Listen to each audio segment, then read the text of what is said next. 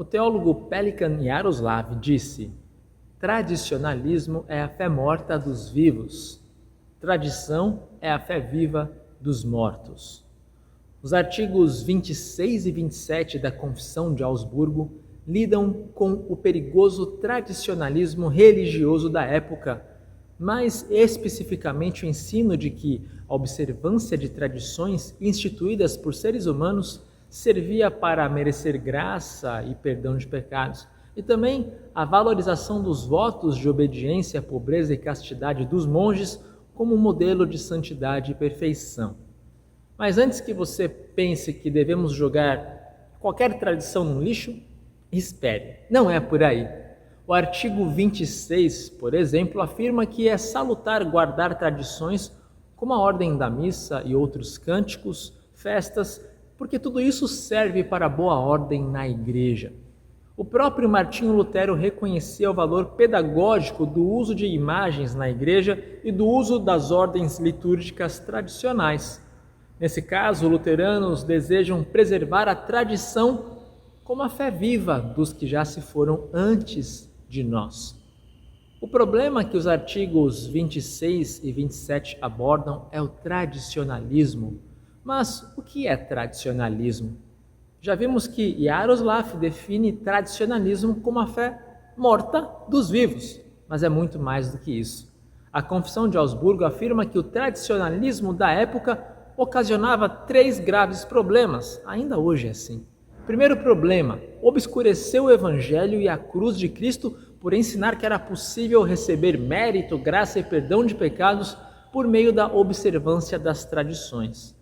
O tradicionalismo estéril da época ensinava que, ao guardar seus votos, um monge poderia produzir um superávit de boas obras, cujo saldo poderia ser transferido a terceiros. Grave problema. Segundo problema, o tradicionalismo da época obscureceu a vontade de Deus expressa nos mandamentos. Muitos abandonaram seus pais e filhos, quebrando o 4º mandamento para guardar os seus votos monásticos. Lutero afirma que nós não podemos negligenciar a família para atuar na igreja local, e nós lemos isso também na Confissão de Augsburgo, no artigo 27. Terceiro problema, o tradicionalismo produzia peso na consciência das pessoas que não conseguiam observar todas as tradições.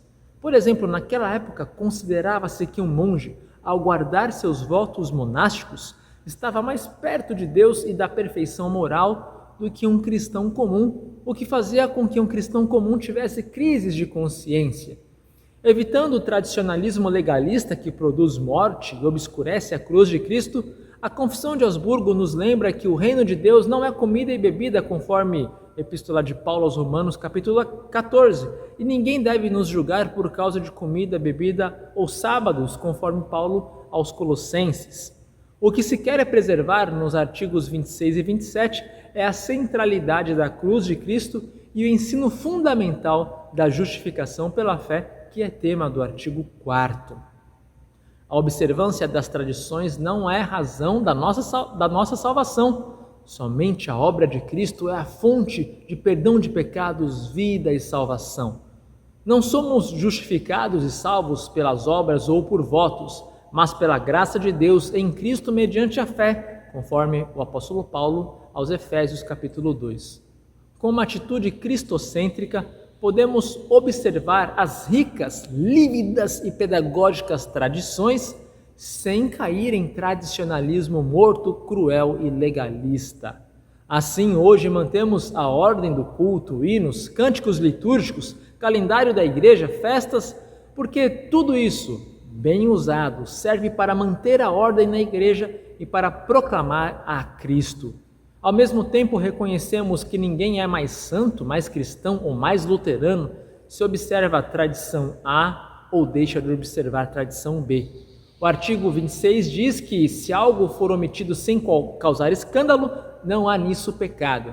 E cita Irineu também, diferença no jejum não rompe unidade de fé. Que Deus abençoe todos vocês na grande tradição da igreja de celebrar a fé em Jesus.